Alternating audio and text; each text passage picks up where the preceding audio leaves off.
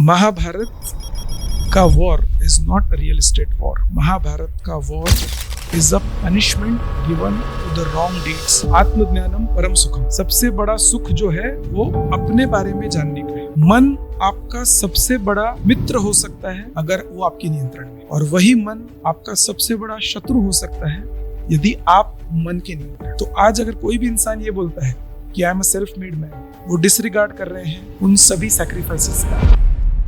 इस दुनिया का कोई भी अर्जुन तब तक सक्सेसफुल नहीं हो सकता है जब तक बहुत सारे लोग श्री कृष्ण के रूप में आकर उनकी रक्षा नहीं कर रहे हैं. भगवत गीता एक ऐसी किताब है जो आपको माइंड मैनेजमेंट सिखाती है, अपने मन पे नियंत्रण रखना सिखाती है. श्री कृष्ण को अपने जीवन में कैसे उतारना? भगवत गीता ने मेरी बहुत मदद की and I quit my job, I got into business. Shri Krishna ने क्यों पांडवों का साथ दिया?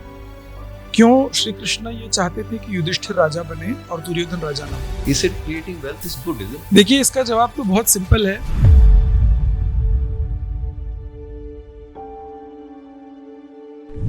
नमस्कारम. सदगुरु जी कहते हैं कि जीवन में जो भी आप करते हैं उसका मूल उद्देश्य यही होना चाहिए कि आपका विकास. अगर आपके अंदर सुख नहीं है तो दुनिया की कोई भी वस्तु आपको खुशी नहीं दे सकती है. आज के एपिसोड में हम आपके ऐसे व्यक्ति से मिलाने जा रहे हैं जिन्होंने सिर्फ फाइनेंस ही नहीं बल्कि गीता का ज्ञान भी अपने जीवन में अपनाया है. वही वॉल स्ट्रीट के नंबर्स को भी अपने साथ जोड़ते हैं और सीकर्स को भी जीवन का रास्ता दिखाते हैं. मिलिए प्रोफेसर सौरभ बजाज से, CEO of Nidhi investments and a Bhagavad Gita coach in his own way. He's learned it in a very, very super way.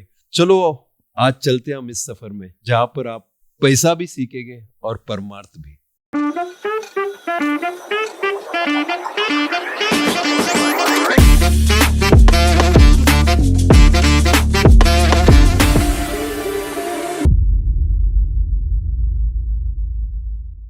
नमस्कारम. आज हमारे साथ है प्रोफेसर सौरभ बजाज जी, जिनसे आज मैं यहाँ पर बैठकर एक छोटे से 2 साल के बच्चे जैसा सुनूंगा भगवत गीता की सार, और वो इस तरह सुनेंगे जहां पर कहीं ना कहीं ये आप सभी लोगों के लाइफ में एक अलग पड़ाव लेकर आएगा. And here Saurabh ji, welcome to the show. जय Shri how you been sir? जय श्री कृष्ण. बहुत बढ़िया, बहुत बढ़िया सर. श्री कृष्ण की कृपा है.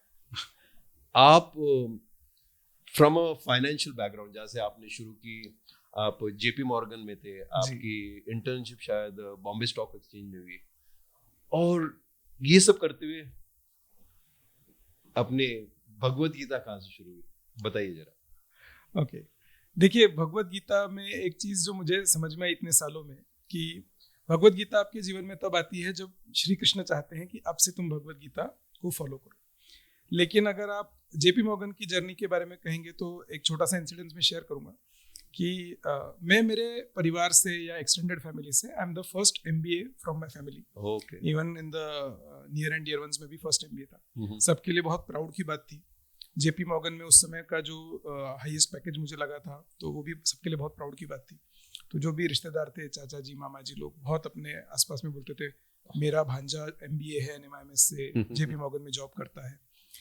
एंड अपने लोगों को जो आदत होती है कि दूसरे की तरक्की से कई बार थोड़ी सी परेशानी हो जाती है मान लेते. तो उन्होंने मेरे मामा जी को कभी बोल दिया कि आपके भांजे की जॉब लगी है ना जेपी मॉर्गन में, आपका भांजे MBA ना, आप क्यों इतने चौड़े हो रहे हो, आप कितना गर्व क्यों कर रहे हो, आपका कौन सा भला कर दिया.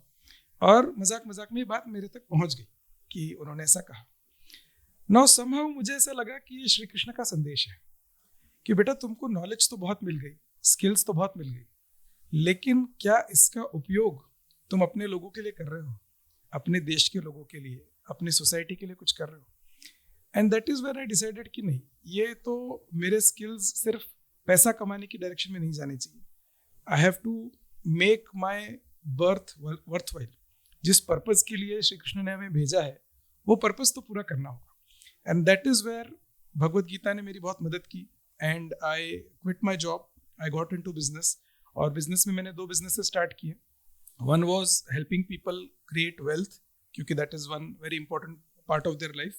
और दूसरा take them on a spiritual journey, कि वो अपने आप को पहचाने, जीवन में खुश रहना सीखे। तो मुझे लगता है कि श्री कृष्ण ने मुझे इसी उद्देश्य से इस धरती पे भेजा है, और जॉब छोड़ के बिजनेस करने का मेरा भी वही उद्देश्य था, और उसमें भगवत गीता आज मुझे लगता है 15 सालों से मेरी मदद कर रही है इसमें। मेरे को आपसे बात कर तो ये लग रहा है कि हर बार मैं पहले शुरुआत करूँ जय श्री कृष्ण बोलकर, बिकॉज मैं काफी लोगों से सुनता हूँ, स्पेशली गुजराती कम्युनिटी के जितने भी लोग हैं ना, सभी जय श्री कृष्ण करके ग्रीट करते हैं जी। तो इसके पीछे कोई उद्देश्य होता है कि अपने अंदर के जो भक्ति भाव है निकाल कर अपनी शुरुआत करते? इसमें मैं ये बोलूंगा आपको कि भगवत गीता में एक चीज जो बहुत अच्छे से बोली गई है कि आप जो भी काम कर रहे हो, अगर आप उसको श्री कृष्ण को समर्पित कर देते हो, अच्छा, तो आपके काम की क्वालिटी अचानक से बढ़ जाती है। अच्छा, अभी जैसे एक छोटा सा एग्जांपल मैं आपको देता हूँ कि आप अभी मेरे सामने बैठे हैं, अभी मैं ये सोचूंगा कि है ना, कमलाक्ष जी मेरे सामने बैठे हैं, नहीं, कमलाक्ष तो श्री कृष्ण का भी एक नाम है। तो मुझे ऐसा लगता है कि आज श्री कृष्ण खुद मेरे सामने बैठे हैं और मेरी परीक्षा ले रहे हैं कि बेटा तुमको भगवत गीता का क्या नॉलेज है, चलो मैं आज देखता हूँ। और आज इस पॉडकास्ट के माध्यम से जिन जिन लोगों तक ये बात नहीं पहुंच पाई है उन तक पहुंचाने के लिए श्री कृष्ण स्वयं आए। अब अगर मान लीजिए मैं इस विश्वास के साथ आपसे बात करूंगा तो मेरी बात में एक अलग ऊर्जा, एक अलग एनर्जी और एक अलग क्वालिटी आएगी। तो जब जब आप अपने किसी भी काम को इस समर्पण के साथ करते हैं कि ये काम मैं पैसों के लिए या किसी स्वार्थ के लिए नहीं कर रहा हूँ, ये मेरा काम, ये मेरा कर्म समर्पित है मेरे श्री कृष्ण को, तो अपने आप उसमें एक अलग ऊर्जा आ जाती है। बस इसी विश्वास के साथ मैं काम करता हूँ। आप जो समर्पण की बात की है जी, तो इसमें एक क्वालिटी ऐसी आती है जहां पर आप you leave it up to the lord, yes, and then say let it happen to me, okay, जो भी होना है मेरे साथ होने दो। जी, और आई थिंक भगवान कभी भी किसी को नाराज नहीं करते। अच्छा, ये मेरा विचार है इस बात अच्छा, को लेकर। जी, आपने 2 बिजनेस शुरू किए, इसके जी। बारे में बताइए, कैसे शुरू किया और कहाँ जा रहा है आपका बिजनेस अभी? अच्छा, देखिए 2 बिजनेसेस जो मैंने आपको बताया, पहला बिजनेस मेरा जो है निधि इन्वेस्टमेंट्स, जिसमें हम वेल्थ क्रिएशन में लोगों की मदद करते हैं। शुरुआत मैंने एक ब्लॉग से की थी, professorbajaj.com से मेरा ब्लॉग है। जब मैंने ब्लॉग लिखना शुरू किया था, काफ़ी सारे लोगों के इस तरह से मुझे फीडबैक्स मिले थे, क्योंकि मैंने ब्लॉग लिखना शुरू किया था 2010 में। आज विश्वास करना मुश्किल होता है, उस जमाने में व्हाट्सएप भी नहीं था, 2G टेक्नोलॉजी पे हम लोग काम कर रहे थे, लोगों के पास नॉर्मल फोन्स होते थे, हाँ, मैसेजेस वाले फोन होते थे। तो लोगों ने बोला कि लोग न्यूज़पेपर पढ़ते हैं, तुम्हारा ये ब्लॉग वॉग कोई पढ़ने नहीं वाला है। और मुझे कहीं ना कहीं विश्वास था कि ये फ्यूचर है, ये होगा। And by the grace of Shri Krishna आज इन 15 ईयर्स मेरा ब्लॉग आज मुझे लगता है 93 कंट्रीज में पढ़ा जाता है। अच्छा। तो ये 93 कंट्रीज में आज तक गया भी नहीं हूँ। सो this is all grace of Shri Krishna, उनकी कृपा से हो रहा है। ब्लॉग की रीडरशिप जैसे जैसे बड़ी, लोगों को लगा कि यार ये बंदा हमारी मदद कर सकता है वेल्थ क्रिएशन में, क्योंकि the approach was to spread financial education, financial awareness. लोगों को अवेयर किया, लोगों को लगा ये हमारी मदद कर सकता है, लोग जुड़ते गए। एज ऑन टुडे हमारे ऑल ओवर इंडिया 16 स्टेट्स में क्लाइंट्स हैं, वर्ल्ड ओवर में 6 कंट्रीज में क्लाइंट्स हैं। सो I will say Shri Krishna की कृपा है, अच्छा कर रहे हैं। ऑन द अदर बिजनेस जो हमारा कोचिंग साइड में या ट्रेनिंग साइड में मैं बोल सकता हूँ, जिसमें लोगों को हम लोग खुश रहना सिखाते हैं कि काम यही करो जो आप कर रहे हो, लेकिन खुश रह के करो, अपनी लाइफ में खुशियाँ लेकर आओ, दुखी मत रहो। और उसके लिए हमने जो एक कंपनी स्टार्ट की जिसका नाम है नॉलेज सर्कल।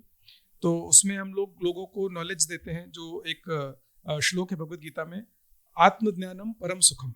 सबसे बड़ा सुख जो है वो अपने बारे में जानने का है।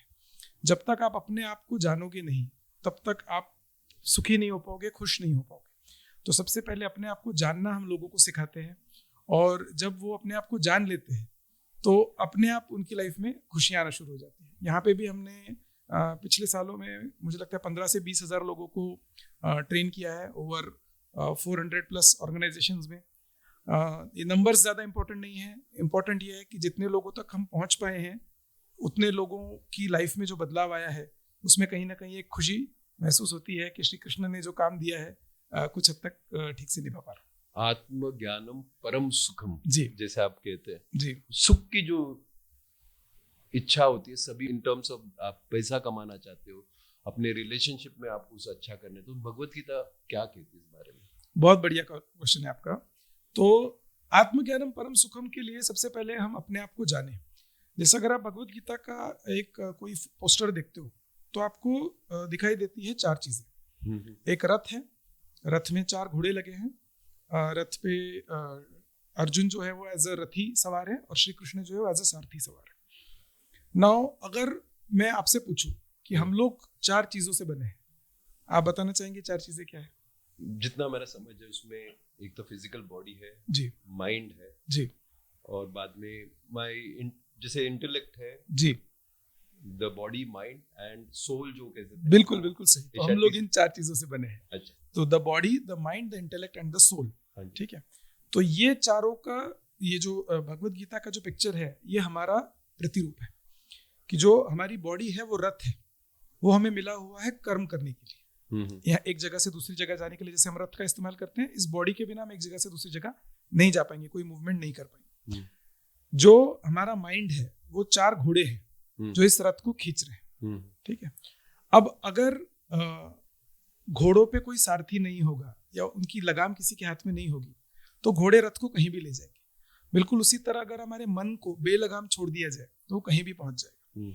तो इसके लिए होता है हमारा इंटेलेक्ट, जिसको हम बोलते हैं विवेक बुद्धि। और चौथा है सोल, जो प्रेजेंस ऑफ कृष्ण हमारे अंदर है, एनर्जी जो हमको मिली।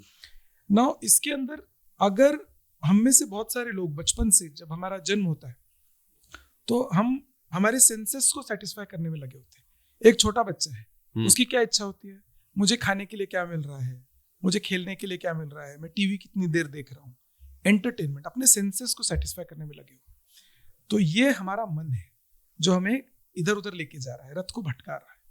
अगर आप चाहते हो कि उस रथ को उस डायरेक्शन में ले जाया जाए जहां के लिए ये रथ बना हुआ है, तो हमें हमारे इंटेलेक्ट को रेफर करना पड़ेगा, मतलब अपने आप से मिलना पड़ेगा कि मैं कौन हूं असल में। ये किस तरह करेंगे?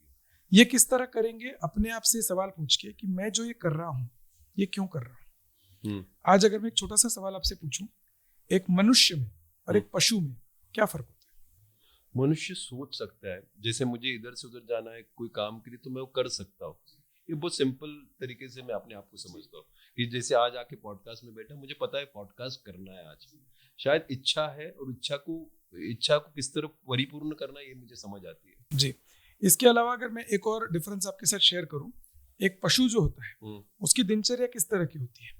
सुबह उठना है, अपना पेट भरने के बारे में सोचना है, पेट भरने के बाद सो जाना है, फिर उठना है, वापस भूख लगती है, वापस पेट भरना है, वापस सो जाना है। ये एक पशु की दिनचर्या है। ठीक है, एक आप अगर किसी ज़ेब्रा के बारे में सोचेंगे या किसी शेर के बारे में सोचेंगे, ये उसकी दिनचर्या होती है। अगर हम एक मनुष्य होके भी हमारी यही दिनचर्या है कि सुबह उठना है, अपना पेट भरने के बारे में सोचना है, पेट भरने के बाद में सो जाना है, तो एक मनुष्य और एक पशु में क्या फर्क हुआ? एक मनुष्य वो है जो अपने अलावा दूसरों के बारे में भी सोच सकता है, और जब जब आप दूसरों के बारे में सोचते हो तो समझ लीजिए आपने अपने मन पे विजय प्राप्त करके अब आप अपने इंटेलेक्ट से सोच रहे हो। जब आप अपनी इच्छाओं पे विजय प्राप्त कर लेते हो और दूसरों के बारे में, दूसरों के हित के बारे में सोचना शुरू करते हो, तब से आपका मनुष्य जीवन असल में शुरू होता है। तब तक समझिए हम अंधकार में जी रहे हैं, अननोइंगली हम एक पशु का जीवन जी रहे हैं। जो बहुत सारे लोग आजकल बोलते हैं ना कि there is one life, you live only once, तो वो बिल्कुल सही है। आपको मनुष्य का जीवन एक बार मिला हुआ है, लेकिन मनुष्य का जीवन एक बार मिला हुआ है इसका मतलब सिर्फ मौज मस्ती करने के लिए नहीं मिला हुआ। मौज मस्ती, अगर आज आपको एक बोलते हैं किसी पशु का जीवन मिलता है, वो भी मौज मस्ती का ही जीवन था, कुछ आपके ऊपर कुछ टेंशन नहीं था। आपने कितने पशुओं को देखा है जिनको शुगर डायबिटीज होगा, कोई टेंशन नहीं है, कुछ नहीं है। लेकिन आप, और इसका मतलब ये नहीं कि आपको शुगर डायबिटीज है तो आपने टेंशन लेना चाहिए। आप कितना दूसरों के बारे में सोच सकते हो, आप किसका भले के लिए क्या कर सकते हो, that is what makes you a human. तो जब जब हम ये रियलाइज करेंगे कि मैं एक ह्यूमन हूँ, मुझे अपने इंटेलेक्ट से सोचना है कि मैं क्या दूसरे के लिए कर सकता हूँ, तब जाके आपका मनुष्य जीवन शुरू हो। क्या बात है, कितनी प्यारी तरीके से आपने बात इसको रखी है। आप एक बात बताइए, अभी आप फाइनेंशियली किस तरह जो लोगों को गाइड करते हैं, किस तरह स्टेप्स क्या होता है, भगवत गीता कहाँ शुरू होती है इसमें? Very good. तो फाइनेंशियली हम लोगों को ये बोलते हैं कि फिर से वही बात है कि अगर मैं आपसे एक सवाल पूछूं छोटा सा कि कमलाक्ष जी आप एक हैं या दो हैं? एक ही हूँ। आप एक हैं, मैं कहूँगा आप दो हैं। अच्छा। एक है प्रेजेंट कमलाक्ष, एक है फ्यूचर कमलाक्ष। अच्छा, ठीक है। तो आज यदि आप 100 रुपए अर्न कर रहे हैं और ये 100 रुपए आपने प्रेजेंट कमलाक्ष पे खर्च कर दिए, तो आज तो आप यंग हैं, एनर्जेटिक हैं, काम कर सकते हैं। लेकिन जो फ्यूचर कमलाक्ष है, जो आज से 15 साल 20 साल बाद में थोड़े से उनका रथ जो है वो वीक हो जाएगा, वो चाहेंगे कि मैं थोड़ा आराम करूं, इतना काम नहीं कर पाऊँ। उस कमलाक्ष के लिए आपने क्या व्यवस्था की है? क्या उस कमलाक्ष के लिए कोई और आएगा उसकी चिंता करने के लिए? नहीं, उसकी चिंता, उसकी व्यवस्था जो प्रेजेंट कमलाक्ष है उसको करनी है। तो इसी को हम बोलते हैं आपकी फाइनेंशियल प्लानिंग करना। मतलब उनके लिए आज से अगर आप 100 रुपए कमा रहे हैं तो उसमें से 20 से 30 रुपए आपने इस तरह से इन्वेस्ट किए हैं कि जब आज से 20 सालों बाद में कितना बड़ा वेल्थ क्रिएट हो जाए कि जो फ्यूचर कमलाक्ष है वो भी रिलैक्स कर पाए, बिना काम किए, बिना ज्यादा रिस्पॉन्सिबिलिटीज लिए वो कर पाए ना। इसमें भगवत गीता कैसे उनकी हेल्प कर सकती है? भगवत गीता जो बोलती है कि सिर्फ अपने डिजायर्स पे सारा पैसा खर्च मत कर दो। आप अपनी नीड्स को पूरा करो डेफिनेटली, लेकिन अपनी वांट्स, अपनी इच्छाओं पे थोड़ा नियंत्रण रखो। अगर वो नहीं रखोगे, दूसरों से कंपेयर करोगे। ऐसा बोलते हैं कि there is enough in this world for every man's need, but there is not enough for one man's greed. तो लालच कभी आपकी पूरी नहीं हो सकती, सारी इच्छाएं आपकी कभी पूरी नहीं हो सकती। तो इच्छाओं को नियंत्रण में रखना यही एकमात्र सोल्यूशन। तो जब आप उन पे नियंत्रण रखना शुरू करोगे, आपकी अपने आप सेविंग्स भी होना शुरू करेगी। उन सेविंग्स को आप ठीक से इन्वेस्ट कर पाओगे। और एक और जो संदेश भगवत गीता देती है कि अपने पास एक मेंटोर, एक गुरु होना चाहिए। अर्जुन तो उस समय के सबसे बड़े धनुर्धर थे कि अकेले महाभारत का युद्ध नहीं जीत सकते थे, लेकिन उन्होंने श्री कृष्ण को अपने गुरु के रूप में चुना, उनको समर्पित किया। तो वैसे ही जब आप अपने लिए एक मेंटोर, एक फाइनेंशियल एडवाइजर चूज करते हो कि वो आपके रथ को आपकी जर्नी तक लेकर जाए, मंजिल तक पहुंचाए, तब आप उस वेल्थ क्रिएशन में भी वो आपकी मदद कर सकते हैं। तो दिस इज हाउ मुझे लगता है कि फाइनेंशियल प्लानिंग और भगवत गीता ये दोनों सिंक में जाके आपको अपनी मंजिल तक, आपके उद्देश्य तक पहुंचाने में मदद करते हैं। क्या बात है। एक कहानी बताइए वो भगवत गीता की जहां पर आपको लगता है कि ये चीज हम सारे लोगों को करना चाहिए।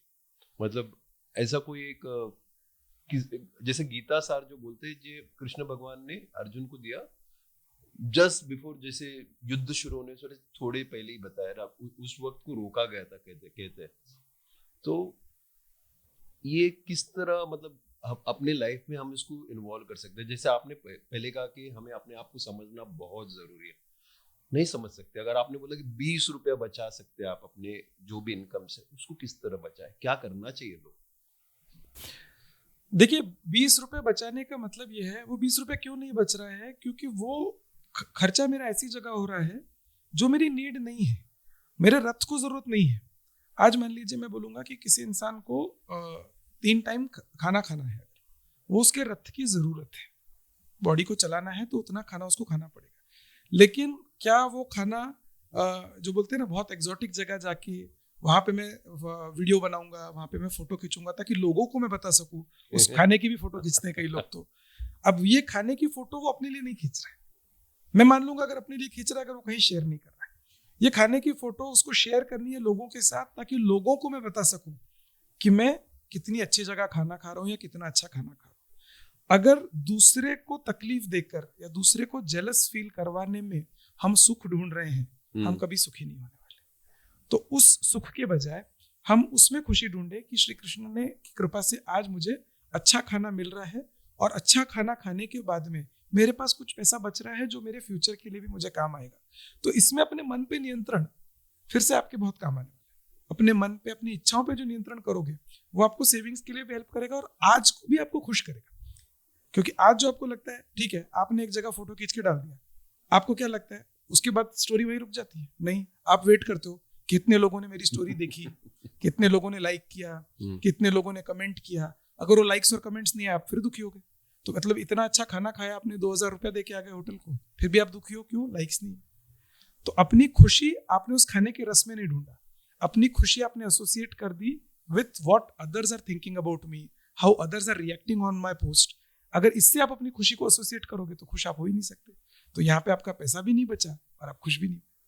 एक इन्फ्लुएंसर लड़की कुछ दिन पहले अपनी खुद की जान ले ली, उसने सुसाइड कर लिया। कारण ये था कि उसके लाइक्स गिर गए, उसके फॉलोइंग कम हो गई। तो ये इच्छा है, जैसे आपने कहा मन पे नियंत्रण रखना, भगवत गीता क्या बताती है, नियंत्रण कैसे रखें? जी, आपको यदि मैं एक सेंटेंस में बताऊं कि भगवत गीता क्या है, भगवत गीता एक ऐसी किताब है जो आपको माइंड मैनेजमेंट सिखाती है, अपने मन पे नियंत्रण रखना सिखाती है। बाकी के जो भी प्रिंसिपल्स है वो उसी से रिलेटेड है, लेकिन अगर एक सिंपल सेंटेंस में बोलूं, इट इज माइंड मैनेजमेंट। अपने मन पे जब हम नियंत्रण रखना सीख जाते हैं, और ये कैसे रखोगे, मन आपका सबसे बड़ा मित्र हो सकता है अगर वो आपके नियंत्रण में है, और वही मन आपका सबसे बड़ा शत्रु हो सकता है यदि आप मन के नियंत्रण। जैसे ही आप ये बात समझ जाते हैं, मन को हमें अपना मित्र बनाना है या शत्रु बनाना है, आपको क्या लगता है? नहीं, मित्र ही बनाना। अगर मित्र बनाना है तो उसको अपने नियंत्रण में रखना पड़ेगा। एक छोटा सा एग्जांपल देता हूं। एक हाथी है, एक हाथी बहुत शक्तिशाली होता है और उससे हम बहुत सारे काम करवा सकते हैं। मतलब अगर बोलते हैं ना, हेवी काम कराना है, फूड लॉगिंग, कुछ ढोना है, वो सब हम करवा सकते हैं। अगर वही हाथी पागल हो जाए, अब वो हाथी किसी की मदद कर सकता है? अनियंत्रित हो गया है, अब वो डिस्ट्रक्शन लाएगा। ये आपका मन उसी हाथी की तरह है। अगर वो नियंत्रण में है, आपका सबसे बड़ा मित्र है, आपकी बहुत मदद कर सकता है। लेकिन अगर आप उसके नियंत्रण में हैं, यानी आपका मन नियंत्रण से बाहर है, अनियंत्रित है, तो वो आपका सबसे बड़ा शत्रु हो सकता है। इस दुनिया के जितने भी क्रिमिनल्स हैं, जितने भी पाप होते हैं, जितने भी अपराध होते हैं, ये क्यों होते हैं? क्योंकि उनका मन उनके नियंत्रण में नहीं है। एक इंसान चोरी क्यों करता है? क्योंकि उसको लगता है मेरे पास जो है उससे मुझे ज्यादा चाहिए और बिना मेहनत के चाहिए, इसीलिए तो वो चोरी कर रहा है। एक इंसान किसी का मर्डर क्यों कर रहा है? क्योंकि उसको लगता है ये इंसान अच्छा नहीं है और इसका डिसीजन वो ले रहा है, ये मुझे पसंद नहीं है ये इंसान, इसलिए उसका मर्डर कर रहा है, तो वो उसका डिसीजन खुद ले रहा है। तो यहाँ पे उसका मन उसके नियंत्रण में नहीं है।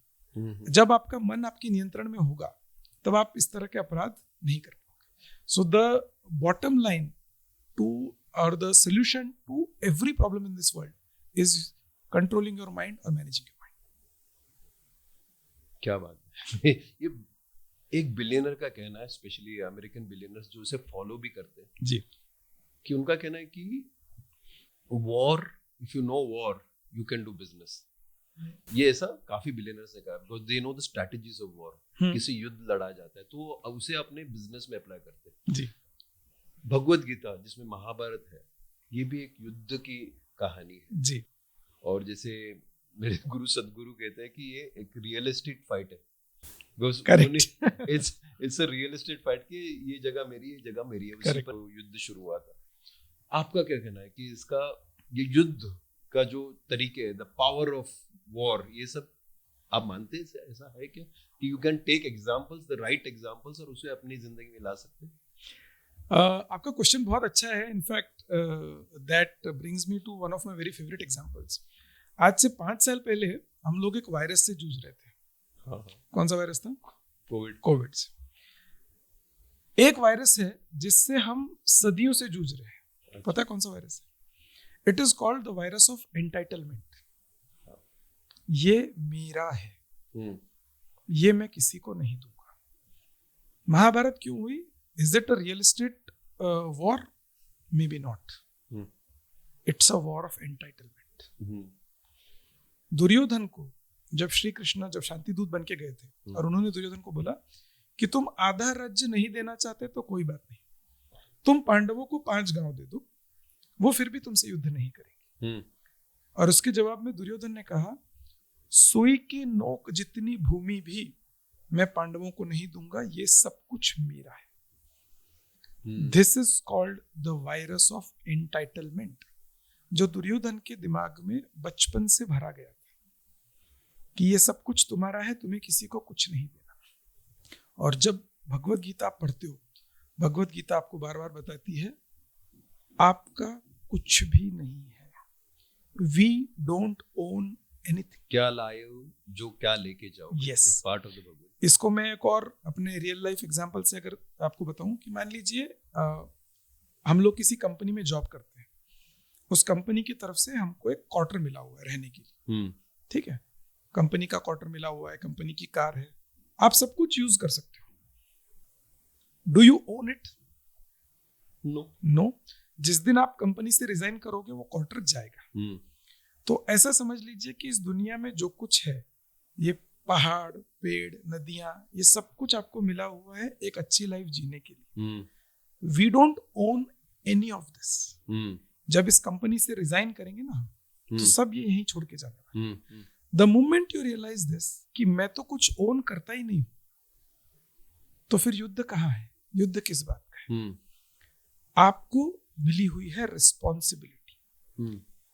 अगर आप एक कंपनी चला रहे हो तो आपके साथ में जो टीम काम कर रही है, एक तरह से उनका उत्तरदायित्व आपको मिला हुआ है कि आपको पैसा कमाना है सच दैट आप अपने लिए भी अपने भोजन की व्यवस्था करो और अपने टीम के लिए भी भोजन की व्यवस्था करो. ये आपको रिस्पॉन्सिबिलिटी मिली हुई है. आप न उस कंपनी को ओन करते हो, ना आप अपनी टीम को ओन करते हो. ये एक रिस्पॉन्सिबिलिटी है. आप निमित्त हो. आपके माध्यम से श्री कृष्ण ने उनके भोजन की व्यवस्था की. तो जब आप ये समझ लेते हो, the concept of war goes away. जब आप कुछ ओन करते ही नहीं हो, आप वॉर कहां से आता है? ये मेरा है, मुझे वो भी चाहिए, या ये मेरा था तुमने ले लिया. This is war. जब आप बोलते हो कि this is, I do not own anything, ये वर्ल्ड सबका है, आप और मैं सेम है, आप भी श्री कृष्ण का अवतार हो, मैं भी श्री कृष्ण का अवतार हूं, तो वॉर का कॉन्सेप्ट खत्म हो जाता है. इनफैक्ट अगर अगला सवाल आपका ये है कि अगर वॉर होना नहीं चाहिए या वॉर की जरूरत नहीं, यही पूछने वाला था मैं आपसे, तो महाभारत क्यों? ये सवाल मुझसे बहुत सारे लोग पूछते हैं. महाभारत का war is not a real estate war. Mahabharat का war is a punishment given to the wrong deeds done by both Pandavas and Kauravas. But who gave that? Like who gave the punishment? Yes, very good question. Punishment देने वाले श्री कृष्ण ही हैं. दोनों को दिया गया. दोनों. आप बताइए, क्या पांडवों की ओर से लोगों का वध नहीं हुआ? हाँ. इनफैक्ट अगर आप देखेंगे कि पांडवों की साइड से द्रौपदी के पिता, द्रौपदी के भाई, द्रौपदी के पुत्र, सभी का वध हुआ. और जब युद्ध खत्म हुआ तो द्रौपदी ने जाके श्री कृष्ण से पूछा कि गोविंद, मेरे साथ ऐसा क्यों हुआ? मेरे साइड के सब लोग क्यों चले गए? तो श्री कृष्ण ने उनको वही बोला कि पांचाली, तुम क्या चाहती हो कि युद्ध में सिर्फ एक ही साइड से लोग मरे? क्या यह संभव है? नहीं. अगर आप युद्ध करते हो तो आहुति तो आपको भी देनी पड़ेगी. और ये मैसेज था कि सब चीजों का सॉल्यूशन युद्ध नहीं हो सकता है. आपको पनिशमेंट, श्री कृष्ण को लगा कि जिस जिसको जो पनिशमेंट देनी है, ये पनिशमेंट सिर्फ उन लोगों के लिए नहीं थी जिनका वध हुआ. ये पनिशमेंट उन लोगों के लिए भी थी जिनका वध नहीं हुआ, क्योंकि अपने को खोने का दुख तो उन्होंने भी झेला. So this was a punishment for everyone, जिसने गलत किया. युद्ध तो अभी भी हो रहा है, युद्ध रुकता नहीं. इतने सारे हमारे पास ज्ञान है, फिर भी युद्ध क्यों नहीं रुकता है? अगर श्री कृष्ण जी ने क्या कहा इसके बारे में कि कैसे रोक सकते? कलयुग तो पूरा युद्ध में ही चल रहा है, शायद इसके बाद का युग के बारे में पता नहीं कैसे होगा. तो आपका क्या कहना है इस बारे में? जी, श्री कृष्ण आज भी हमको यही बोलते हैं कि युद्ध आप तभी करोगे जब आप अपने अंदर से वो वायरस ऑफ एंटाइटलमेंट को खत्म नहीं करोगे. जब आपका मन विषयों में अटका रहेगा, जब आपके मन में लालसा, ईगो, ये सब विषय रहेंगे, तब तक आपकी युद्ध की इच्छा होगी. सो बहुत लोग कहते हैं कि हम इतना मेहनत करते हैं, इतना अपने आप को हर एक चीज में दे देते हैं, फिर भी रिजल्ट नहीं मिलता, पैसा नहीं आता है. जहां पर आप हेल्प करते हैं लोगों को, इसका क्या कहना है आपकी? बहुत बढ़िया क्वेश्चन है आपका. देखिए, भगवत गीता का एक श्लोक जो मुझे लगता है हर किसी को पता ही होगा, कर्मण्येवाधिकारस्ते मा फलेषु कदाचन. इसका मीनिंग बहुत सारे लोगों ने बहुत अलग ढंग से ले लिया. लोग इसका मीनिंग समझते हैं कर्म करो, फल की चिंता मत करो, या कर्म करो, फल की इच्छा मत करो. ये इसका मीनिंग नहीं है. जैसे मैंने भी कुछ देर पहला जी, इस श्लोक का मतलब है आपका अधिकार सिर्फ आपके कर्म पर है, फल पर आपका अधिकार नहीं है. ये इस श्लोक का मतलब है. तो जिस चीज पे आपका अधिकार ही नहीं है, उसकी चिंता करने से होगा क्या? जैसे मैं एक छोटा सा एग्जांपल आपको देता हूं. अगर मान लीजिए आप किसी मेले में जाते हैं, मेले में एक वो बलून फोड़ने वाला गेम होता है ना, गन से बलून हम फोड़ते हैं. अगर आप बलून फोड़ रहे हो, कई बार वो होता है कि वो बोलता है कि 10 रुपीज में मैं आपको 10 शॉट दूंगा, 20 रुपीज में 10 शॉट दूंगा, समथिंग लाइक दैट। आप अगर बलून फोड़ लेते हो तो आपको कोई प्राइज नहीं मिलता है। आपने पैसा दिया, उसने आपको बलून फोड़ने का मौका दिया, फिर भी आप वो बलून फोड़ना चाहते हो। What is the reason? Just to feel that I can shoot well. आप अपने कर्म को एंजॉय कर रहे हो। अच्छा। आपको मालूम है कि कुछ फल नहीं मिलने वाला इसका कुछ, लेकिन आप अपने कर्म में अपना एंजॉयमेंट ढूंढ रहे हो। इसका मैं एक अगर दूसरा एग्जांपल आपको दूं कि लेटेस्ट से आप अपने अभी खेलते होंगे तो मुझे पता नहीं, लेकिन बचपन में जो बच्चे खेलते हैं अपनी बिल्डिंग में नीचे जाके क्रिकेट खेलते हैं, ठीक है। वो मैच अगर जीत जाएंगे तो क्या कोई ट्रॉफी मिलने वाला है उनको? फिर भी वो उस मैच को जी जान से खेलने की कोशिश करते हैं, अच्छे रन्स बनाने की कोशिश करते हैं, विकेट लेने की कोशिश क्यों करते हैं? क्योंकि वो अपने कर्म को एंजॉय कर रहे हैं। तो जब जब आप अपने कर्म को एंजॉय करोगे, आपको रिजल्ट में अपनी खुशी ढूंढने की जरूरत ही नहीं है। और श्री कृष्ण फल देने में कभी कंजूसी नहीं करते, उनका तो काम ही है फल देना। आप अपने कर्म को पूरी निष्ठा से करिए, श्री कृष्ण फल देने ही बैठे। आप जब जब ये सोचते हो कि जब तक फल नहीं मिलेगा तब तक मैं खुश नहीं होऊंगा, तो समझ लीजिए आप कभी खुश नहीं हो। सो आप फल की तरफ लोगों को लेके जाते हैं जहाँ पे सफलता हो, क्या करते हैं आप, किस तरह करते हैं? मैं ये नहीं बोलूंगा मैं लोगों को फल की तरफ लेकर जाता हूँ। मैं ये जरूर बोल सकता हूँ कि मैं लोगों को अपना कर्म निष्ठा से करने के लिए प्रेरित करता हूँ। कैसे करते? तो फॉर एग्जाम्पल अगर मैं वेल्थ क्रिएशन की बात करूँ तो मैं बोलूंगा कि हर महीने जो आप अपने लिए थोड़ा सा पैसा सेव कर रहे हो, इन्वेस्ट कर रहे हो, मतलब आपने अपने डिजायर्स को गिव अप किया है। ये एक प्रकार की तपस्या है। हमने अपने शास्त्रों में पढ़ा है कि भगवान से जब आप कुछ मांगते हो तो आपको तपस्या करनी पड़ती है। अब तपस्या का मतलब हम लोग क्या समझते हैं, जंगल में जाना है, ओम की मुद्रा में बैठना है, वो तपस्या नहीं है। तपस्या का मतलब है अपनी इच्छाओं का त्याग करना। जब जब आप अपनी इच्छाओं का त्याग कर सकते हो वो आप तपस्या कर रहे हो। और जब जब ये तपस्या करने में मैं लोगों की हेल्प करता हूँ कि ये तपस्या करो, आज से 10 साल बाद में, 15 साल बाद में जब आपकी तपस्या पूरी होगी तो आपको आपका फल मिलेगा। और ये फल देने वाले श्री कृष्ण ही है। मैं आपको सिर्फ तपस्या में मदद कर रहा हूँ। तो मैं बिल्कुल ये क्लेम नहीं करता हूँ कि मैं लोगों को फल तक लेकर जा रहा हूँ। मैं उनकी जर्नी में उनका सारथी बनने की कोशिश करता हूँ। वो कर्म करेंगे और फल उनको श्री कृष्ण ही देंगे।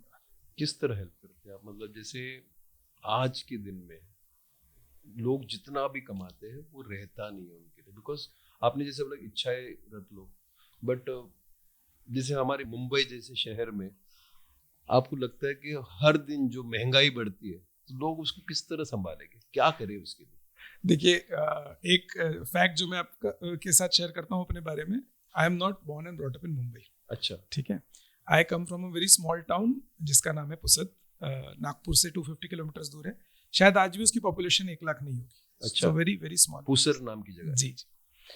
नाउ मैं जब मुंबई आया था तो एक जो बहुत ब्यूटीफुल बात मुझे उस समय पता चली थी और जो मुझे लगता है आज तक भी ट्रू है कि मुंबई एक ऐसी जगह है जहाँ पे आप 5 रुपए में भी खाना खा सकते हो और 5,000 में भी खाना खा सकते हो।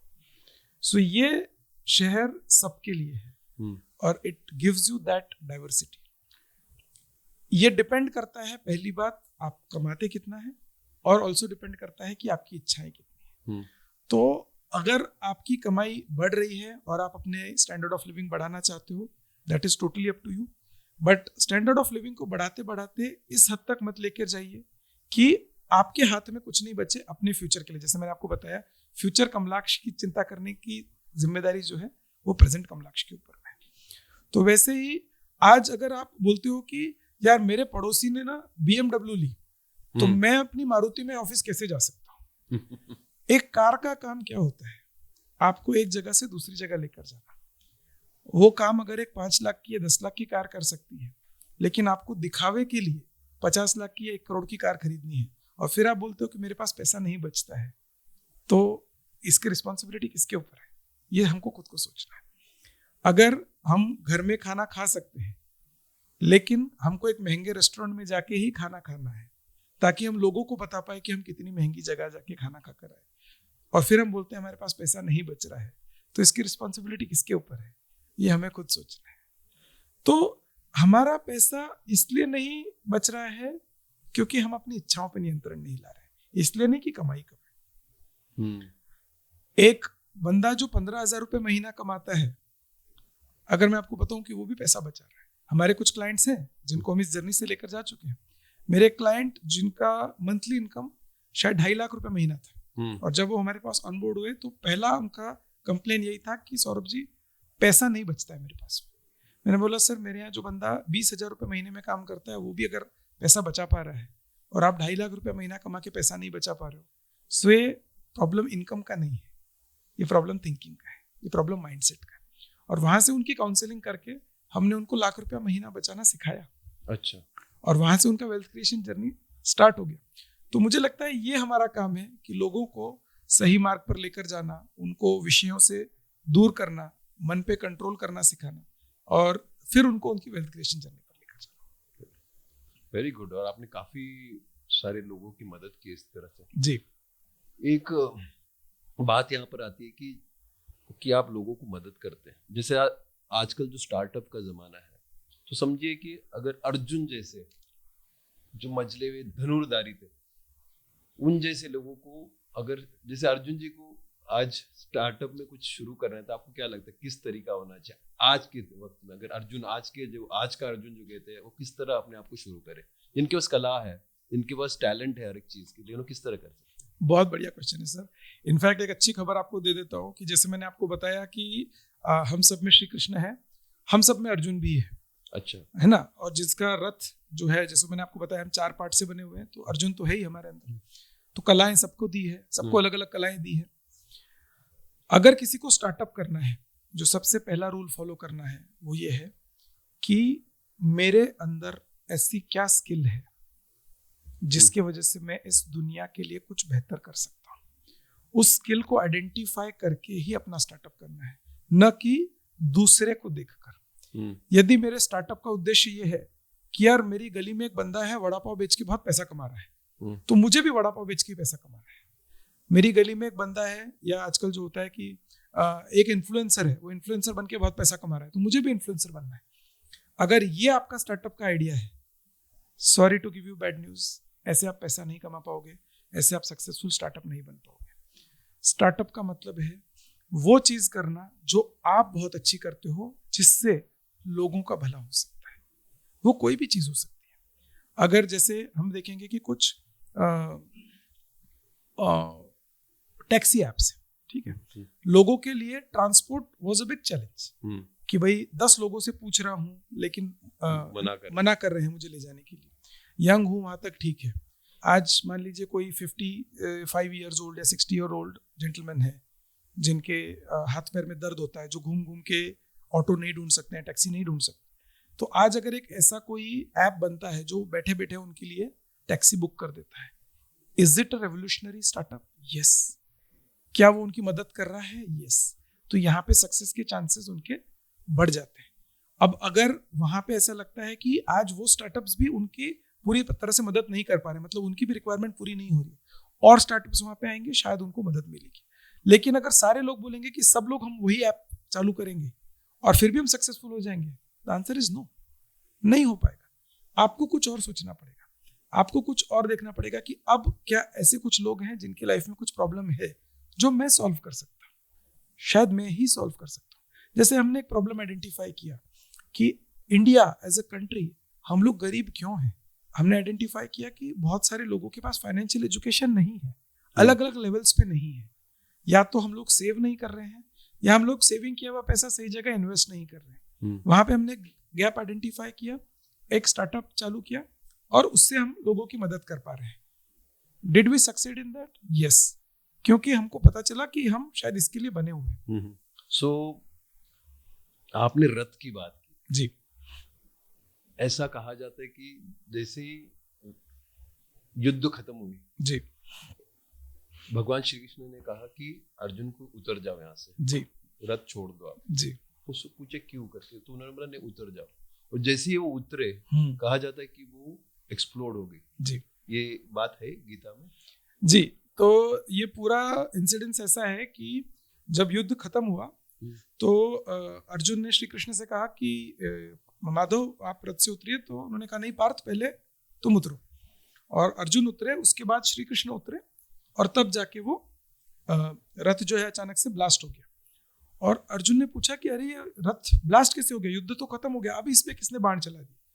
तो श्री कृष्ण ने कहा कि ये रथ तो बहुत पहले ही ब्लास्ट हो चुका होता, वो तो हनुमान जी ऊपर ध्वज पे विराजमान है और सामने मैं बैठा हूं, इसलिए तुम्हारा रथ ब्लास्ट नहीं हुआ।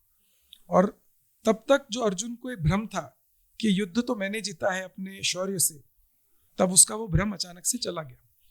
अब इसका रेलेवेंस आज के जीवन में क्या है? आपने एक फ्रेज सुनी होगी, बहुत सारे लोग यूज करते हैं, I am a self made man, है ना? ये सक्सेस काफी लोग कहते हैं, मैंने ये सक्सेस खुद से अर्जित की है, मैंने जीरो से स्टार्ट किया, मुझे कोई फैमिली सपोर्ट नहीं मिला, मुझे किसी से कोई सपोर्ट नहीं मिला, सब कुछ मैंने किया है। लेट मी टेल यू, ये हमारा अहंकार है, ये हमारा ईगो है। हर वो इंसान जो सक्सेसफुल है वो अकेला सक्सेसफुल नहीं हुआ है, उसके पीछे उसके बहुत सारे साइलेंट सैक्रिफाइसेस हैं उसके आसपास के लोगों के, जो कि उसका परिवार हो सकते हैं, जो उसके दोस्त हो सकते हैं, जो उसके गुरु हो सकते हैं, जिन्होंने बहुत सारे सैक्रिफाइसेस दिए होंगे, बहुत सारे ब्लेसिंग्स दिए होंगे, बहुत सारे विशेष दिए होंगे, तब जाके वो सक्सेसफुल हुआ है। तो आज अगर कोई भी इंसान ये बोलता है कि I am a self made man, वो डिसरिगार्ड कर रहे हैं उन सभी सैक्रिफाइसेस का, उन सभी ब्लेसिंग्स का जो उनको मिले हुए। इस दुनिया का कोई भी अर्जुन तब तक सक्सेसफुल नहीं हो सकता है जब तक बहुत सारे लोग श्री कृष्ण के रूप में आकर उनकी रक्षा नहीं कर रहे हैं, उनकी मदद नहीं कर रहे हैं। क्या बात है, इसमें बहुत अच्छी सीख मिली about the ego of your, जी, जो आपका एक रुकावट बन सकती है। जी बिल्कुल। और यहीं पे एक बात आती है कि आप काफी सारे जो हाई नेट इंडिविजुअल्स को आप हेल्प करते हैं, जिन्होंने सक्सेस पाया अपने काम में, तो आप किस तरह उन्हें हेल्प करते हैं? What happens with that? Okay, तो एक मैं आपको मेरा बेसिक प्रिंसिपल बता देता हूँ कि एज अ बिजनेस हम लोग हाई नेटवर्थ इंडिविजुअल्स को अप्रोच नहीं करते हैं। वो आते हैं नहीं, वो भी आते हैं, लेकिन हमारा एक काइंड ऑफ फिलोसफी बोल सकते हो या टैगलाइन बोल सकते हो कि we believe in creating high net worth individuals. अच्छा, मतलब जो लोग हमारे पास आते हैं ऑनबोर्डिंग के लिए, वो यंग लोग होते हैं from the middle income group. हम उनको लेकर जाते हैं from a middle income group to a high net worth individual. Is this through savings? It is through savings and investment. Yes, investment. Yes. तो just to share a small example with you, एक हमारे जो client है जो शायद 22 साल की उम्र में हमारे पास ऑनबोर्ड हुए थे और एक बहुत छोटी सी अमाउंट से उन्होंने अपनी इन्वेस्टमेंट स्टार्ट की थी। At the age of 33 she created her first 1 crore. अच्छा। और उनके कलीग्स ने जो 33-34 के थे, वो अभी तक उनसे पूछ रहे हैं कि is this the right age to start investing, जहां पे उनके पास ऑलरेडी खुद का 1 करोड़ तैयार हो चुका है, and now she is moving towards her second 1 crore. तो ये उनको हाई नेटवर्थ बनाना है, ये हमारा काम है, न कि चेज करना कि अच्छा आपके पास 5 करोड़ है, चलिए 1 करोड़ हमको दे दीजिए। ये हमारा काम, ये हमारा फोर्टे नहीं है, ये हमारा फोकस नहीं है। हमारा फोकस है वो लोग जिनको हमारी जरूरत है वेल्थ क्रिएशन में। बट हैविंग सेड दैट, कई हाई नेटवर्थ इंडिविजुअल्स भी हमको अप्रोच करते हैं। उनकी मदद हम किस तरह से करते हैं, उनको ये बताने में कि सर आपका जो भी पैसा है उसको इस तरह से इन्वेस्ट करना है कि आपकी जो नेक्स्ट जनरेशन है वो एक्टिव भी बने, ऐसा भी नहीं हो जाए कि भाई वो बिल्कुल लेजी हो जाए, लेकिन आप उनके ऊपर डिपेंडेंट ना रहे। तो आपका जो पैसा है ये आप जब तक आप है तब तक वो आपके लिए रखिए, आपके पैसिव इनकम के लिए रखिए, एंड जब दुनिया से जाने का टाइम आएगा तब आप उसको नेक्स्ट जनरेशन के लिए पास ऑन कीजिए। तो इसको सक्सेशन प्लानिंग जो हम बोलते हैं, वहां पे हम उनकी मदद करते हैं। देखो, इसमें एक बात अभी आती है, लोग जो पैसा तो कमा लेते हैं जी, उसके बाद इट हैपेंस कि they don't know what to do with that money. Correct. जब गीता में ये भी कहा जाता है कि जो भी है आपका वो नहीं रहेगा, how do you put it in the right use? मतलब ये जो मेरे पास इतना वेल्थ है, ये सोसाइटी के भी हेल्प आना चाहिए, कहीं ना कहीं लोगों को मैं मदद कर सकता हूँ। गीता में क्या कहा जाता है इसमें? बहुत बढ़िया बात है सर। तो श्री कृष्ण ने क्यों पांडवों का साथ दिया? क्यों श्री कृष्ण ये चाहते थे कि युधिष्ठिर राजा बने और दुर्योधन राजा ना बने? आपको क्या लगता है? कैरेक्टर। एग्जैक्टली। क्योंकि अगर युधिष्ठिर राजा बनेंगे तो युधिष्ठिर को कितनी खुशी होगी ये इंपॉर्टेंट नहीं है। युधिष्ठिर राजा बनेंगे तो वो प्रजा के हित में काम करेंगे, ये इंपॉर्टेंट है। तो जब आप वेल्थ क्रिएट कर लेते हो तो इसका मतलब है एक अच्छे इंसान राजा बन चुके हैं। अब आप इस वेल्थ का उपयोग समाज की भलाई के लिए करोगे, इसीलिए अच्छे लोग वेल्थ क्रिएट करना डिजर्व करते हैं। हम लोग हमेशा ये बोलते हैं कि सर अगर आप एक अच्छे इंसान हो तो वेल्थ क्रिएशन करना आपका कर्तव्य है। हमारे यहाँ पे एक भ्रम है कि आप अच्छे इंसान हो, पैसे के पीछे क्यों भाग रहे हो? नहीं, अगर आप एक अच्छे इंसान हो, आपका फर्ज है, आपका कर्तव्य है कि आप वेल्थ क्रिएट करो और उसको समाज की भलाई के लिए यूज करो। क्योंकि आप अपनी इच्छाएं तो एक लिमिट के बाद में कितनी इच्छाएं करोगे? आपकी क्या क्या इच्छाएं हो सकती है? आपके लिए एक अच्छा घर हो जाएगा, एक गाड़ी हो जाएगी, थोड़े से सुख सुविधा आप अपने लिए इकट्ठा कर लोगे, उसके बाद और क्या करोगे उस पैसे? उस पैसे का उपयोग आप समाज की भलाई के लिए करोगे। एंड दैट इज वेयर आप जितना वेल्थ क्रिएट करोगे, सक्सेशन प्लानिंग का मतलब है अपनी अगली जनरेशन को भी उतना ही दो जितने में वो लेजी ना बने, तामसी ना बने। ये जो आपने तमस की बात भी की थी पहले, लोग लेजी हो जाते हैं। जैसे काफी बार देखा गया है कि जो जितना भी वेल्थ एक जनरेशन में क्रिएट किया वो नेक्स्ट जनरेशन एक ही जनरेशन में खत्म कर देते, बिकॉज ये इनकलकेशन मतलब ये चीज अगले जनरेशन में डालना जरूरी है कि ये वेल्थ जो है किसी के मेहनत से बनाया गया, किस तरह उसको होल्ड करना है। वेल्थ क्रिएशन यहाँ पर अपने देश में भी कहा जाता है कि वेल्थ इज नॉट गुड करके, ये टाइम पे हुआ अभी थोड़ा वो माइंडसेट चेंज हो रहा है। ये गीता में ऐसे कुछ कहा कि जैसे अपने धर्म में भी कहीं ना कहीं लोग बोलते हैं नहीं wealth is not good enough, इसके बारे में क्या कहना है आपका कि is it creating wealth is good, isn't it? देखिए इसका जवाब तो बहुत सिंपल है। वेल्थ को हम लक्ष्मी बोलते हैं, लक्ष्मी को हम माँ बोलते हैं, तो हमारी माँ तो कभी बुरी हो नहीं सकती। जिसको माँ बोल दिया, जिसको लक्ष्मी बोल दिया, जिसकी पूजा करते हैं वो चीज बुरी नहीं हो सकती। तो wealth is definitely not bad, wealth is sacred, wealth is good. Problem यह है कि उस वेल्थ को हम ट्रीट किस तरह से कर रहे हैं। अगर उस वेल्थ को हम अपने स्लेव की तरह ट्रीट कर रहे हैं, स्लेव मतलब I can by people, I can buy anything that I Dzire. अगर हम वेल्थ का ये मतलब समझते हैं कि मैं वेल्थ का इस्तेमाल करके लोगों को कंट्रोल करूंगा, जैसे कोई मेरी इच्छा से काम नहीं कर रहा है, मैं बोलूंगा उसको मैं इतना पैसा दूंगा कि उसको मेरी इच्छा से काम करना ही पड़ेगा, मैं उससे गलत काम भी करवा सकता हूँ पैसा देके। This is misuse of wealth. यहाँ पे माँ लक्ष्मी नहीं रहेगी आपके पास में। आपने कहावत सुनी होगी, लक्ष्मी चंचला होती है, सुनिए आपने कहावत। लक्ष्मी चंचला नहीं है, लक्ष्मी बोलती है मैं विष्णु जी की ब्याहता हूं, जहां नारायण का वास है मैं वहीं रहूंगी। अगर हमारे व्यवहार में नारायण का वास नहीं है तो लक्ष्मी वहां से चली जाएगी। तो जो हम बोलते हैं कि वेल्थ चली जाती है, क्यों चली जाती है? क्योंकि जो नेक्स्ट जनरेशन है अगर वो नारायण का सम्मान नहीं करते हैं, लोगों में नारायण को नहीं देखते हैं, अपमान करते हैं, तो लक्ष्मी जी भी वहां पे अपमानित महसूस करती हैं कि यहाँ मेरे नारायण का सम्मान नहीं हो रहा, मैं यहाँ नहीं रहूंगी, और वो वहां से चली जाती है। और इसलिए वो जो नेक्स्ट जनरेशन के पास वेल्थ नहीं टिकती है, उसका एकमेव कारण है उनका व्यवहार। अगर उनका व्यवहार सही नहीं है, लक्ष्मी जी वहां नहीं। आपने नारायण के बारे में बोला है, तो जैसे आपने जय श्री कृष्णा कहते हैं, अपने अंदर हम हर दिन के लिए क्या होना चाहिए जो अपने आप को डिवोशनली मतलब एक भक्ति के साथ अपना जर्नी कैसे करें? जो आजकल के जो 22-23 ईयर ओल्ड्स, आपके लिए क्या एडवाइस है? And also advice for people in their 40s 50s, क्या होना चाहिए अगर उन्होंने अभी तक वेल्थ का जो शुरुआत नहीं की, क्या होना चाहिए? What should they do from here on, मतलब कैसे क्या अपने आप को सेट करना चाहिए लाइफ में? तो जैसे मैंने आपको बताया, आत्मज्ञानम परम सुखम। सबसे पहले तो अपने आप को जानो।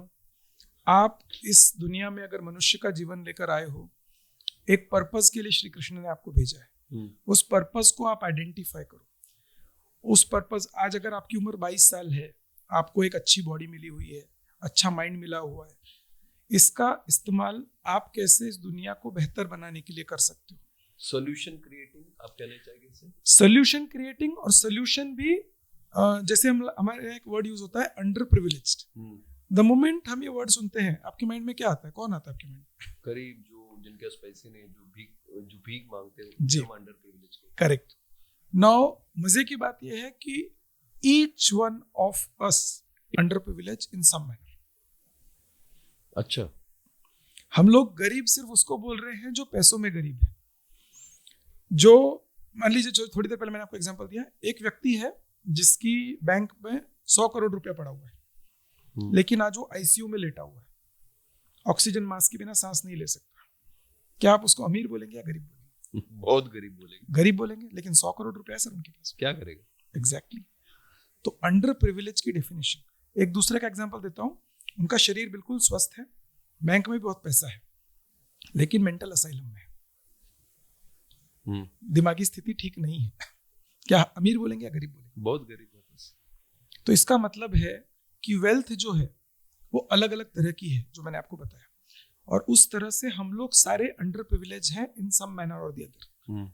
हमको आइडेंटिफाई करना है कि सामने वाले व्यक्ति के पास किस चीज की कमी है और क्या मैं उसकी मदद कर सकता हूं उस कमी को पूरा करने में। यह है असली इंसानियत, असली दैवी शक्ति ये है। और जब आप इसको आइडेंटिफाई कर लेते हो, समझ लीजिए आपके अंदर के श्री कृष्ण, आपके अंदर के नारायण जागृत हो चुके हैं, अब वो रथ चला रहे हैं। तो वो आपसे गलत काम नहीं करवाएंगे, वो आपसे सही काम ही करवाएंगे। तो जितना भी वेल्थ आज दुनिया में है, ये सही काम से हुआ आपको लग रहा है? मन में आ गया तो मुझे लगा कि आई थिंक ये पूछना चाहिए था। नहीं, क्वेश्चन आपका गलत नहीं है। इसका जवाब बहुत सिंपल है।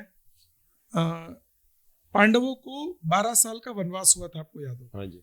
ये 12 साल तक राज्य किसके पास था? उनके पास ही था, दुर्योधन और धृतराष्ट्र के पास था। हाँ। लेकिन उन 12 सालों के बाद क्या हुआ? जब युद्ध हुआ तो राज्य उनके पास से चला गया। तो फॉर अ ब्रीफ पीरियड ऐसा हो सकता है कि वेल्थ गलत लोगों के पास जाए। आपका ये कहना है कि it's always in a brief period when you are in the wrong. Yes. Ravan जब सीता का हरण करता है, सीता भी माँ लक्ष्मी का ही अवतार है, रावण जब सीता जी का हरण करता है तो इसका मतलब कुछ दिन लक्ष्मी जी रावण के चंगुल में है, लेकिन क्या वो हमेशा वहां रह सकती है? The answer is no. Ravan का संहार निश्चित है, सीता जी को वापस लौट के तो राम जी के पास ही आना, नारायण के पास ही आना है। तो लक्ष्मी जी ये लौटकर हमेशा वहीं जाएंगी जहां श्री कृष्ण का वास है, जहां नारायण का वास है, वो गलत जगह नहीं रह सकती। जितने भी लोग हमें सुन रहे हैं आज, आपको लगता है उनके लिए क्या भगवत गीता की कुछ कहानियां आप बता सकते हैं जिससे उनके अंदर एक चेतना जाग उठेगी, जहां पर वो अपने लाइफ को इस तरह से फॉलो करना, इस तरह हमें जीना, ये सीख मिले? सबसे पहले तो भगवत गीता के चैप्टर 16 में इंसान होने के कुछ गुण बताए गए हैं। जैसे हम में से कई लोग एक भ्रम में रहते हैं कि एक डायलॉग हम में से कई लोग यूज करते हैं, हो सकता है आपने, मैंने भी कभी यूज किया होगा, मुझे भी तो गुस्सा आ सकता है, मैं भी तो इंसान हूं। हमारा गुस्सा हमें इंसान नहीं बनाता है, क्योंकि गुस्सा तो पशु को भी आता है। आपको इंसान क्या बनाता है? आपकी करुणा, आपकी क्षमा। क्या आप एक प्राणी का नाम मुझे बता सकते हैं जो किसी को क्षमा कर सकते हैं? सिर्फ इंसान है जो किसी को क्षमा कर सकता है। क्या एक प्राणी का नाम बता सकते हैं जो जिसमें करुणा है, जिसमें एम्पैथी है, जो दूसरे के दर्द को समझ सकता है? आई थिंक ये जो पेट्स हमारे डॉग्स होते हैं वो बहुत, मेरे हिसाब से दे आर ऑलवेज करेक्ट। तो ये उसमें कहां से आती है? बिकॉज ये जब हमारे साथ में रहते हैं, so it's a rub off effect, तो वो हमसे इंसानियत सीख लेते हैं कई बार। जैसे मैं एक छोटा सा एग्जांपल आपको देता हूँ। स्ट्रे डॉग्स हैं, बीच में एक रोटी का टुकड़ा पड़ा हुआ है, क्या वो डॉग्स ऐसे बोलेंगे एक काम कर, आधा तू ले ले आधा मैं ले लेता हूँ? ऐसा कभी हो सकता? क्यों नहीं हो सकता? क्योंकि अभी उनके अंदर वो सोचने की क्षमता नहीं है, वो विषयों में अटके हुए हैं, वो अपने बारे में सोच रहे हैं। तो जो 3 वर्ड आपने सुने होंगे कि प्रकृति, विकृति और संस्कृति, बताइए। तो प्रकृति का मतलब है जो इंसान अपना पेट भरने के बारे में सोच रहा है, वो प्रकृति है। तो ऐसा समझ लीजिए कि 96% लोग इस स्टेज ऑफ लाइफ में।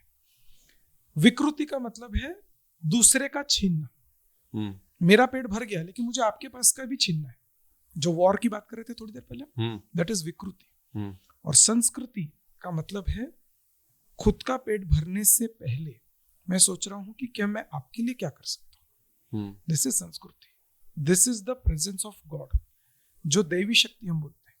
ये हमको ह्यूमन बनाती है। जब हम इसके बारे में सोचना शुरू करेंगे, that is the time we realise कि वी आर ह्यूमंस। और जब आप दूसरे के बारे में सोचना शुरू करते हो, तभी आप अपनी लाइफ में आगे बढ़ते हो। क्योंकि श्री कृष्ण आपको तभी फल देना शुरू करते हैं। जो सिर्फ अपने बारे में सोचेगा उसको श्री कृष्ण फल कैसे देंगे? वो तो फिर दुर्योधन कैटेगरी में आ गया। दुर्योधन को फल नहीं देंगे, वो फल अर्जुन को देंगे, क्योंकि अर्जुन ये अपने बियॉन्ड जाके अर्जुन के मन में करुणा आती है कि अरे मेरे सामने तो जो लोग खड़े हैं इनको मैं कैसे मार सकता, करुणा जागी ना। फिर श्री कृष्ण बोलते हैं कि नहीं, इनको तुम नहीं मार रहे हो, इनको शिक्षा देना तो मैंने ऑलरेडी डिसाइड कर लिया, तुम सिर्फ निमित्त हो। तो आप जब अपने कर्म को ये सोच के करते हो, आप जब किसी को दान भी दे रहे हो, तो आपके अंदर अहंकार नहीं आ रहा कि मैंने दान दिया। आप ये बोलते हो कि श्री कृष्ण ने मुझे इस लायक बनाया कि मैं अपना पेट भर के किसी और को दे पा रहा हूं, श्री कृष्ण की कृपा है। तो मतलब उस दान ने भी आपके अंदर अहंकार पैदा नहीं किया। This is humanity.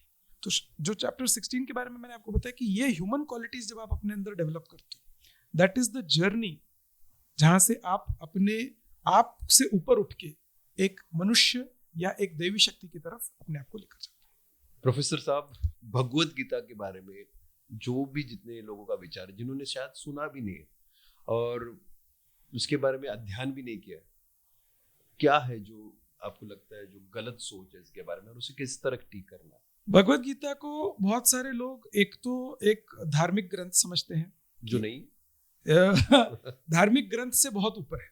अच्छा, जैसे धार्मिक ग्रंथ में क्यों सिर्फ धार्मिक ग्रंथ नहीं बोलूंगा उसको, क्योंकि उसका मतलब ये होता है कि जैसे हमारे यहाँ फिल्मों में दिखाते हैं कि कोर्ट में गीता पे हाथ रख के कसम खाओ, तो बस एक उसके प्रेजेंस से मैंने उसके प्रेजेंस में कसम खा ली, तो अब मुझे सच बोलना पड़ेगा। इतना ही उपयोग हमको भगवत गीता का लगता है।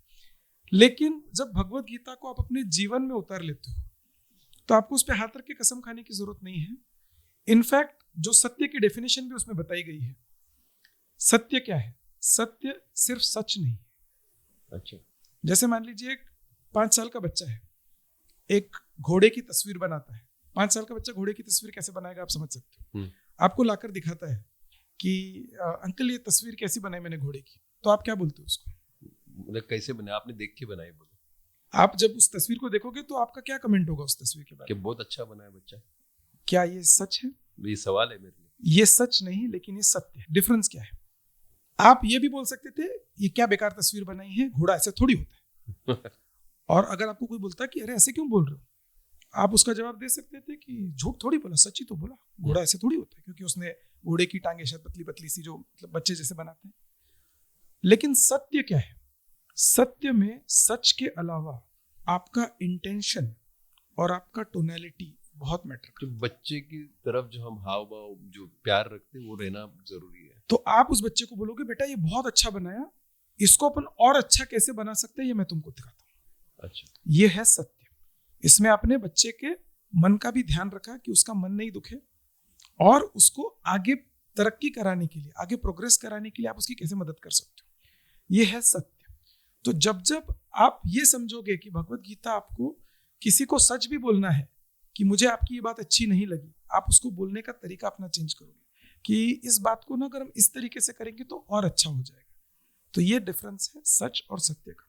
जो भगवत गीता को आप जब अपनी लाइफ में लेकर आते हो, आप ये विश्वास करते हो कि मेरे सामने जो बैठे हैं वो श्री कृष्ण का अवतार हो सकते हैं, ये मेरी परीक्षा लेने के लिए आए हैं, तो आप अपनी फुल एनर्जी के साथ में, जो एक श्लोक इसमें है, योगः कर्मेषु कौशलम, इसका मतलब है कि किसी भी कर्म को कौशल से करना ही योग है। अभी थोड़े दिन पहले इंटरनेशनल योगा डे गया, हमको लगता है योगा का मतलब वो एक्सरसाइज करना होता है, that is not yoga. I agree. Yoga का मतलब है इन चारों को अलाइन करना, body, mind, intellect and soul, इन चारों को अलाइन करके जब आप कोई कर्म करते हो, मतलब किसी भी काम को पूरी क्षमता के साथ स्किलफुली एंड माइंडफुली करते हो, that is how you achieve excellence. कौशल के साथ जब करना बोलते हो, जो भी काम आप कर रहे हो, आज आप पॉडकास्ट कर रहे हो, घर जाके आप अपनी फैमिली से बात करोगे, जो भी काम आप कर रहे हो, जब आप अपनी पूरी एनर्जी के साथ करोगे कि ये काम करने के लिए ही मैं बना, अपने फैमिली से बात कर रहे हो तो आप मोबाइल में देख के बात नहीं कर रहे हो या कुछ और माइंड में रख के बात नहीं कर रहे हो, being in the moment, being in the present, और वो काम कर रहे हो, तभी वो काम आप पूरी एनर्जी के साथ कर पाओगे और तभी आप उसको सक्सेस मिलेगा। एक सवाल रह गया मेरे मन में अभी आई है जी। कि श्री कृष्ण को अपने जीवन में कैसे उतारा? श्री कृष्ण को अपने जीवन में कैसे उतारना है, ये समझने के लिए सबसे पहले आप समझिए कि श्री कृष्ण कौन है। Shri Krishna is energy. और जब, जो मैंने आपको पिछले सवाल में जवाब दिया है, जब जब आप कोई काम पूरी एनर्जी के साथ करते हो, आप सामने वाले से जब बात कर रहे हो पूरी एनर्जी के साथ, चेहरे पे मुस्कान लाके, सामने वाले का वेलफेयर ध्यान में रख के जब काम करते हो, समझ लीजिए श्री कृष्ण आपके अंदर से बोल रहे हैं. सो दिस इज श्री कृष्ण. श्री कृष्ण क्या है? His energy. पूरी एनर्जी के साथ आप कोई भी काम कर रहे हो. आज आप के लिए कोई चाय बना रहा है, आप सोचिए अगर वो चाय अपनी पूरी एनर्जी के साथ बना रहा है, क्या उस चाय का स्वाद आपको अलग नहीं लगेगा? डेफिनेटली. और जब आप उस चाय का एक सिप लेके उसको बोलते हो यार क्या चाय बनाई है, मजा आ गया. So this is that energy coming back to them. तो हर काम जिसमें आपने पूरी एनर्जी, पूरी इंटेंसिटी, जो एक मूवी का डायलॉग भी था कि जब किसी चीज को पूरी शिद्दत से चाहो तो पूरी कायनात आपको उससे मिलाने में लग जाती है. इस डायलॉग में थोड़ा सा करेक्शन मैं मेरे एंड से करूंगा. मूवी बहुत अच्छी है, डायलॉग बहुत अच्छा है, बताइए. लेकिन जो मैं अपने एंड से करूंगा कि सिर्फ किसी चीज को पूरी शिद्दत से चाहो मत. चाहना इज डिजायर. किसी कर्म को पूरी शिद्दत से करो. अपने कर्म में पूरा एफर्ट, पूरी एनर्जी डाल दो. फिर पूरी कायनात मतलब कौन है? श्री कृष्ण है. आपको उससे मिलाने में, मतलब आपको फल देने में लगेगी ही. श्री कृष्ण तो बैठे ही आपको फल देने के लिए. वो बस वेट कर रहे हैं कि आप अपने कर्म में एनर्जी कितनी. क्या बात है प्रोफेसर जी. बातें तो चलती रहेगी और आपने इतनी सारी प्यारी बातें की है. आपने काफी लोगों को मदद की है. मैं चाहता हूँ कि आपकी इस बात काफी लोगों को पहुंचे and it should be a touching point for many people. We end here because of the wonderful reason we can keep talking to him. ये पूरे एक खुद किताब है. Saurabh sir, thank you so much for coming on the show. It's been a pleasure. Thank you. कर्म करो, फल की चिंता मत करो. सौरभ जी ने आज इस बारे में बहुत विस्तार में समझाया और क्या बात है. आज प्रोफेसर सौरभ बजाज ने हमें ये याद दिलाया कि असली धन सिर्फ पैसा नहीं है. असली धन होता है क्लैरिटी, चेतना और आपके अंदर बसी हुई कॉन्फिडेंस. मैं चाहता हूं कि जितने भी लोग इस पॉडकास्ट को देख रहे हैं उन्हें ये अध्ययन हो और एक सीख मिले और जिससे अपना वेल्थ क्रिएशन का जर्नी आज से शुरू है. So here we are on Who's on Air with Kamlak Shetty. Thank you so much for watching and make sure that आप लोग लाइक करें, सब्सक्राइब करें और बहुत सारा प्यार दें और जितना हो सके प्लीज कमेंट करें कि आपको ये एपिसोड कैसे लगा.